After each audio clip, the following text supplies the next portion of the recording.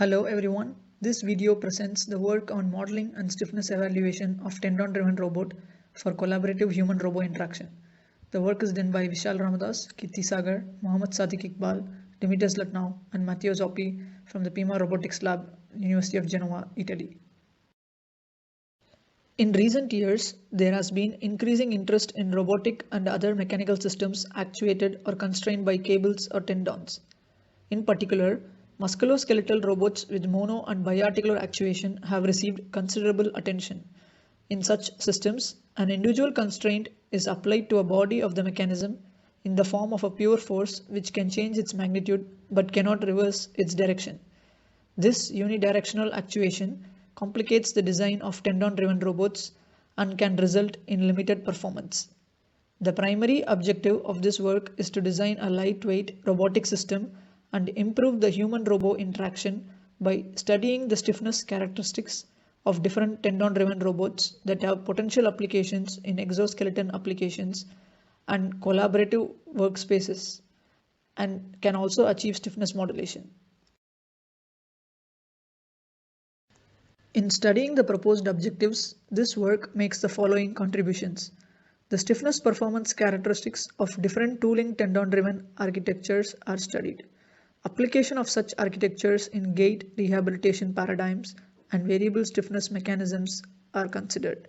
Novel routing schemes are utilized and stiffness variations during a postural task is examined.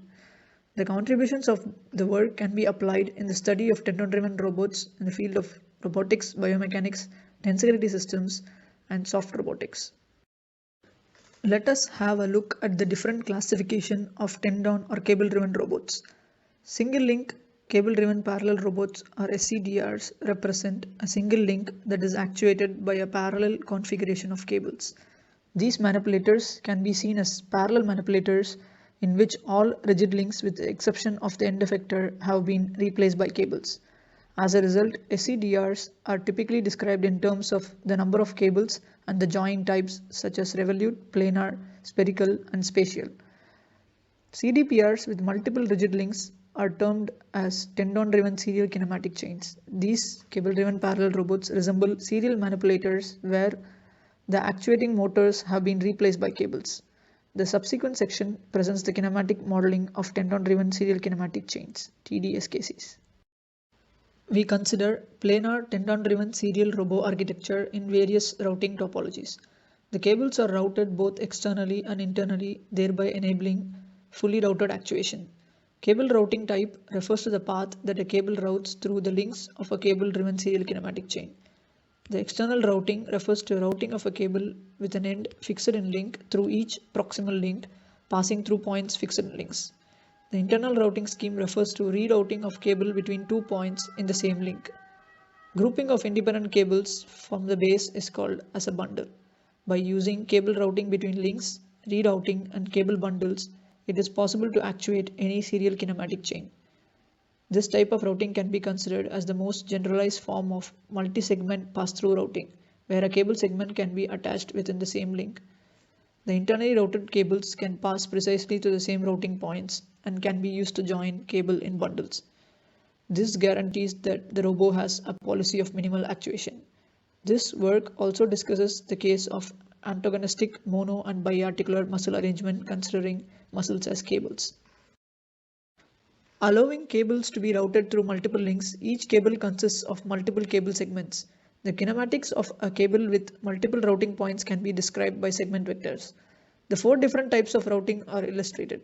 Type 1 from base to link 1, Type 2 from base to link 2, Type 3 from link 1 to link 2, and for the cable connecting from base through link 1 to link 2, the cable vector is defined by Type 4. The inverse kinematics of TDSKCs are performed, that is, the cable lengths were calculated for given parameters of the tendon-driven robot. Due to the existence of interlink constraints, the tensionability of TDSKC is a problem of higher complexity. Similar to cable-driven rigid body system, the equilibrium equations of a serial multi-body chain can be derived. Unlike the rigid body case, it contains constraint wrenches too.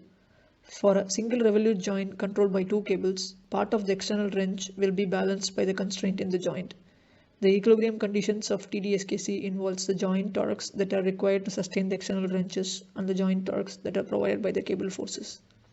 Force closure at a particular pose is determined by checking the positive set of cable tensions. The wrench closure workspace is defined as a set of poses in which the manipulator can sustain any arbitrary external wrench.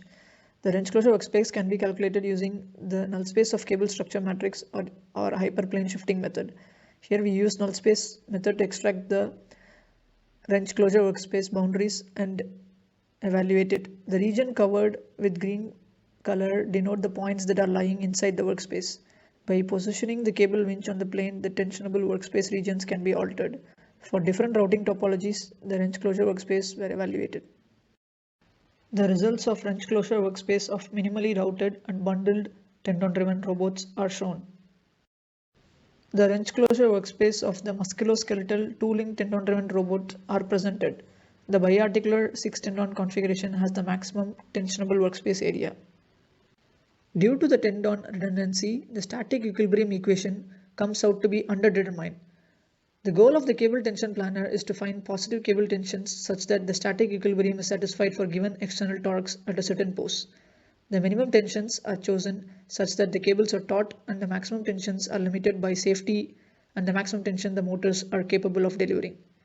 Considering the above constraint, an optimal set of cable tensions can be found using linear or quadratic programming approaches. The quadratic programming approach can provide continuous cable tension trajectories. The maximum cable tension is reduced in the internally routed scheme without loss to workspace performance through the use of proposed routing configurations. Symmetric tension distribution is observed in N+2 redundancy case. The tension values are high in the multi-point routing and bundling case.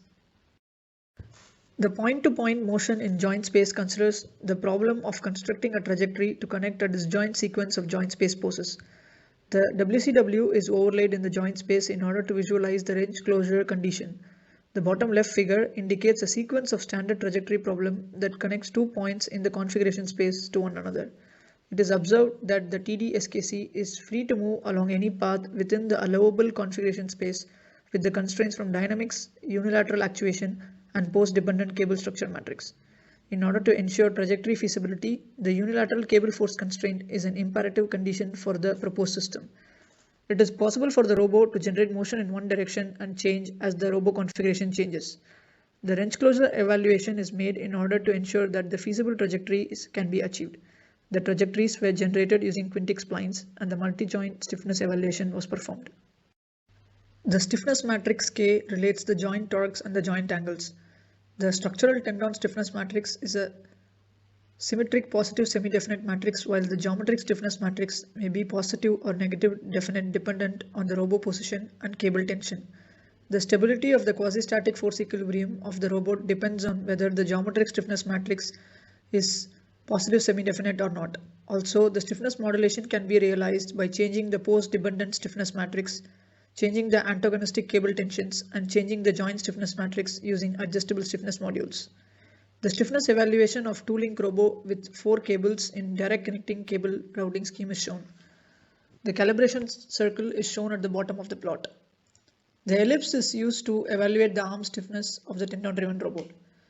Each stiffness ellipse represents the direction and magnitude of resisting forces to unit displacement perturbations in all directions. The major axis represents the maximum force, which indicates the highest stiffness. Conversely, the minor axis indicates the least stiffness. The stiffness ellipses were evaluated at 9 different endpoint positions. The stiffness performance is dependent on cable stiffness value, cable routing points on links, and the base and the tension.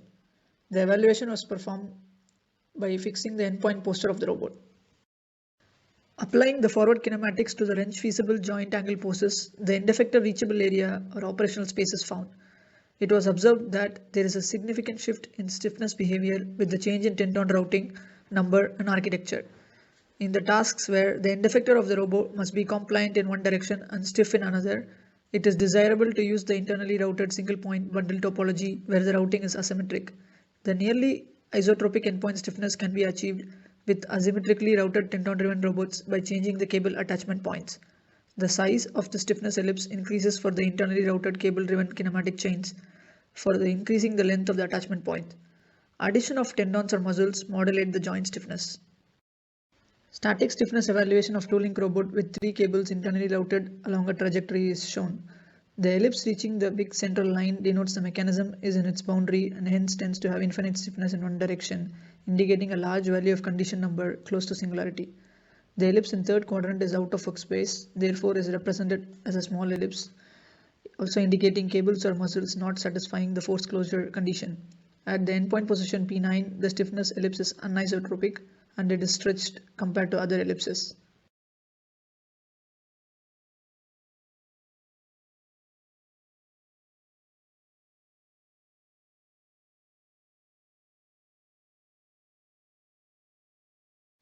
The stiffness ellipses were evaluated for the cases for which cable forces were computed. The same trajectory was used to calculate the stiffness ellipse of the mechanism. The trajectory is followed on the reachable workspace of the mechanism.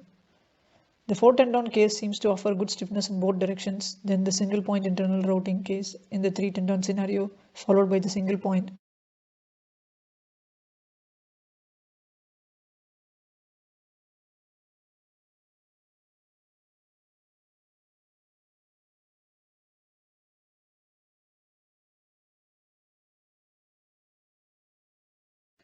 For the same set of posters, the bundling case has the low stiffness value. Within the reachable workspace, more isotropic stiffness is favored.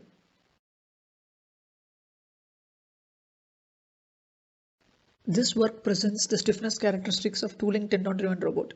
The result shows significant variations in stiffness behavior based on cable routing type, number, and attachment points.